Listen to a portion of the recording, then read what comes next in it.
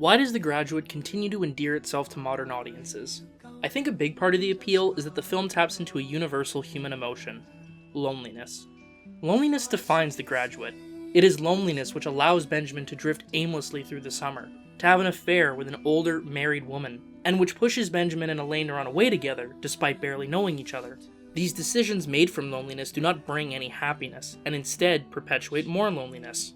From the opening shot, we get a sense of Benjamin's disconnect just from his facial expression. This is shortly followed by Simon & Garfunkel's The Sound of Silence. The song's melancholy tone immediately associates Benjamin with loneliness, while the reflective lyrics embody Benjamin's questioning of his own life.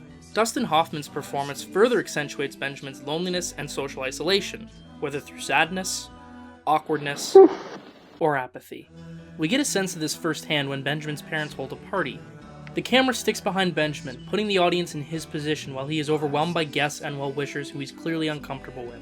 He tries to escape, but he, and we as the audience, are continuously pulled back.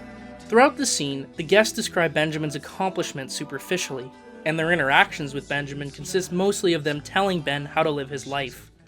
There's a great future in plastics. Think about it. Will you think about it? Yes, I will. Enough said. That's a deal. Only one person breaks this mold: Mrs. Robinson. Mrs. Robinson is first noted as being more significant than the other guests visually, when the camera actually focuses on her, as opposed to the sea of disposable faces which have preceded her. When she does engage with Benjamin, she actually asks him questions and treats him more like a person. True, the scene is building to a sexual proposition which makes Benjamin uncomfortable. Did you understand what I said? Let me out. But it remains the most meaningful human interaction Benjamin has had thus far. Benjamin initially denies Mrs. Robinson's proposal, but relents after his birthday party. Here, Benjamin is paraded by his parents in a newly purchased diving suit in spite of the protests from Benjamin. There is both a literal and figurative separation between Benjamin and everyone else.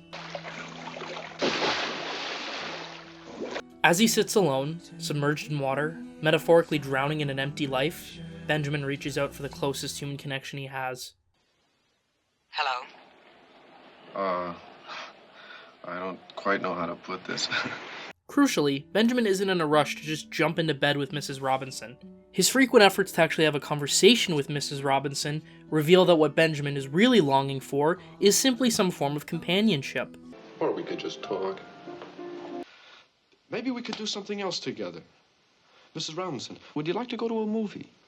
Mrs. Robinson, do you think we could say a few words to each other first this time? Now look, we're going to do this thing. We're going to have a conversation. He's never really able to elevate his relationship with Mrs. Robinson to this level, but the affair remains the most significant human connection in his life, so he maintains it, despite it bringing him little to no joy. Things change, however, when Mrs. Robinson's daughter, Elaine, enters the picture. Benjamin has no interest in taking the girl out, and indeed Mrs. Robinson forbids it, but eventually the young couple find themselves on a date and coming to like each other. It's easy to see why such a relationship will be pleasing for Benjamin. This is someone his own age, it's a relationship he wouldn't need to hide or feel ashamed of, and it's someone who he might actually have a connection to beyond sex. Their courtship is cut short, however, by Mrs. Robinson, who reveals her and Benjamin's affair in order to keep him away from Elaine. Thinking on it, Benjamin becomes convinced that he and Elaine are in love, setting out to not just win over Elaine, but to marry the girl, despite their limited knowledge of each other. I'm going to marry Elaine Robinson. Well, what makes you think she wants to marry you? She doesn't. To be perfectly honest, she doesn't like me. After a summer of misery, Benjamin is eager to embrace a warmer human connection, whatever its limitations. And it's important to note that, despite Benjamin's fervor, the film is aware of these limitations. Consider the reoccurring visual device wherein Benjamin is framed through various objects. This physical entrapment reflects Benjamin's social isolation, and we see it in the scene where Benjamin opens up to Elaine outside of the Taft Hotel. You're the first thing for so long that I've liked. The first person I could stand to be with.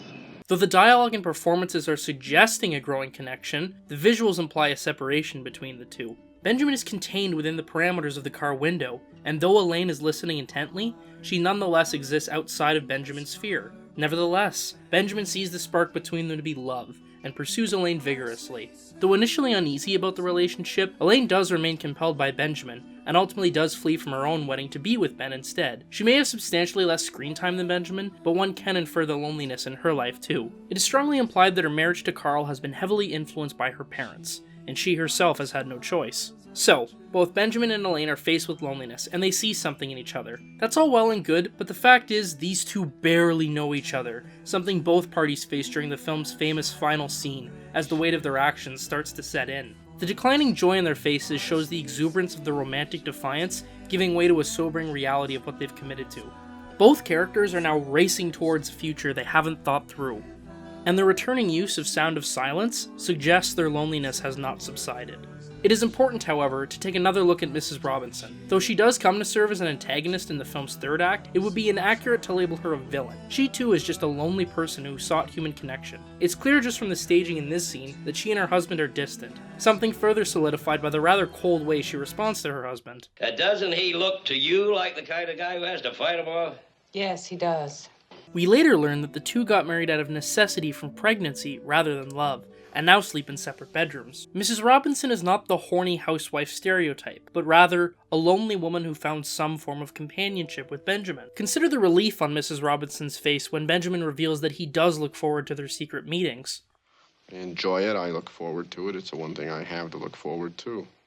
What this really reveals is how significant they are to her as well. This also illuminates Mrs. Robinson's hostility towards Benjamin seeing Elaine. Though Benjamin assumes it is because Mrs. Robinson views him as unworthy, the reality is more likely that Mrs. Robinson is jealous, and she's scared she's going to lose this small bit of happiness. Her face here reads not as someone angry, but as someone who's hurt. It is from this pain that Mrs. Robinson comes to sabotage Benjamin and Elaine's relationship. Rather than dulling her pain, however, she only serves to amplify loneliness, both her own and Ben and Elaine's. Under pressure, Benjamin and Elaine are now barreling towards a marriage potentially as unhappy as Mr. and Mrs. Robinson, while Mrs. Robinson's own relationship to her daughter is likely damaged beyond repair.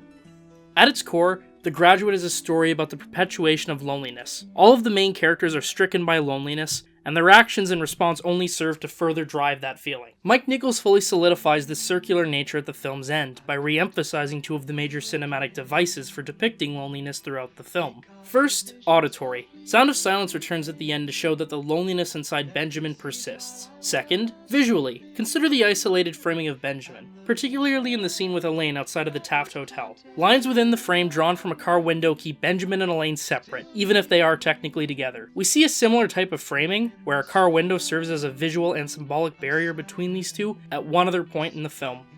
The final shot. Narrow streets of cobblestone, beneath the halo of a street lamp, I turned my collar to the cold and damp, when my eyes were stabbed by the flash of a neon light that split the night